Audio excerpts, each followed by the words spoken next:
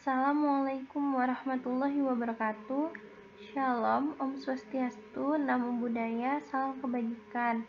Kami kelompok 3 akan membahas materi tentang pajak atas penghasilan yang diperoleh perseorangan.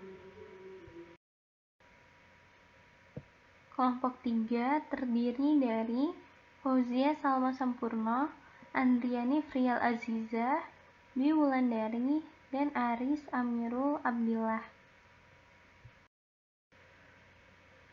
Pada materi ini kami akan membahas yang pertama Independent Personal Service atau IPS, yang kedua Dependent Personal Service atau DPS, dan yang ketiga penghasilan lainnya.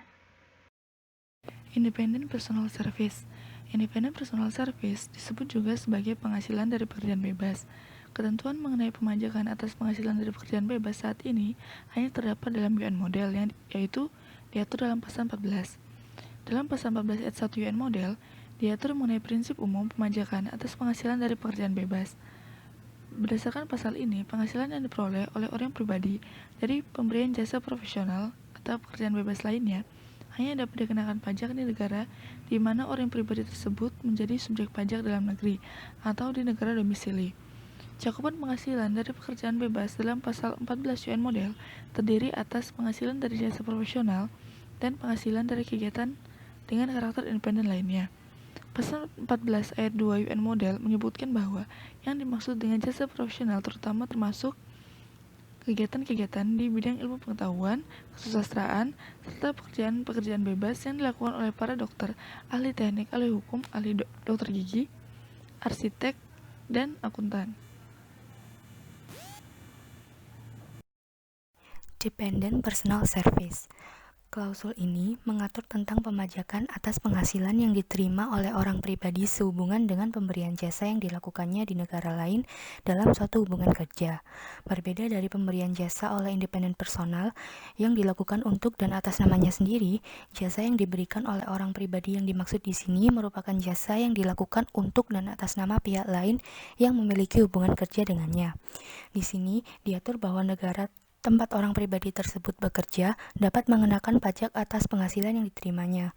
Namun, untuk mengenakan pajak tersebut ada beberapa syarat kumulatif yang terlebih dahulu harus dipenuhi, yaitu A. Orang pribadi yang bersangkutan berada di negara lain melebihi time test yang telah disepakati. B. Penghasilan yang diterima oleh orang pribadi tersebut dibayarkan oleh pemberi kerjanya. Dan C. Penghasilan tersebut tidak dibebankan kepada BUT. Selanjutnya saya akan menjelaskan materi selanjutnya, yaitu penghasilan lainnya, yang mana penghasilan lainnya berupa 1. Keuntungan dari penjualan harta atau capital gain. 2. Penghasilan dari pekerjaan bebas atau income from independent personal service. Ketiga, ada penghasilan dari pekerjaan dalam hubungan kerja atau income from dependent personal service. Keempat, ada gaji untuk direktur atau director fees. Kelima, ada penghasilan seniman, yaitu berupa artis atau atlet, atau biasa disebut income earned by entertainer and athletes.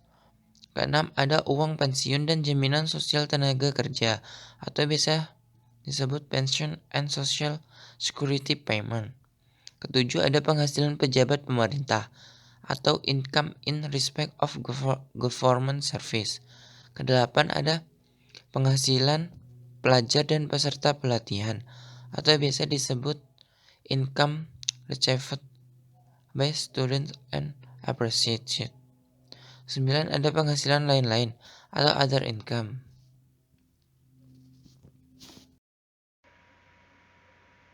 Sekian materi pajak atas penghasilan yang diperoleh perseorangan kelompok 3 bahas.